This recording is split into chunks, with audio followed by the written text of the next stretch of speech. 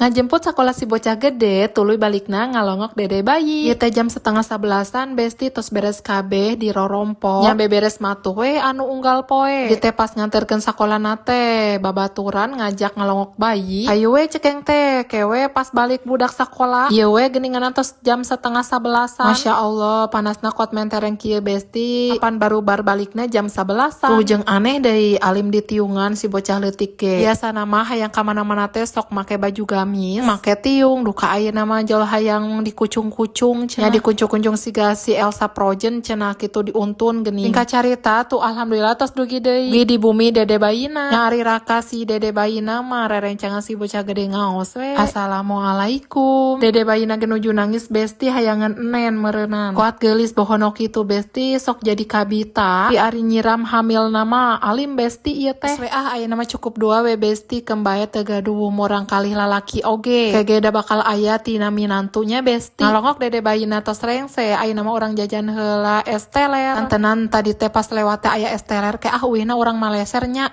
cenah. Rek mamirah besti aya nu 5.000 aya nu 10.000. Kurawana seueur mah tos we meser anu 5.000-an besti. Mang meser es teler 2 nu 5.000-an. Cocok pisan besti keur panas-panas kieu mentereng nuang es teler. Kacarita ieu tos dugi deui di rorompok besti. Para ranas harareudang kieu besti asa gosong ti luar teh. Lah besti orang nyobaan heula ieu es telerna enak henteu. Cek heula we lah da ieu creamy pisan geuninganan. Es teler mah geuninganan teu make cai besti. Caina teh geuninganan tina es batuna we. Mending ngeunah kieu besti melegakan tenggorokan.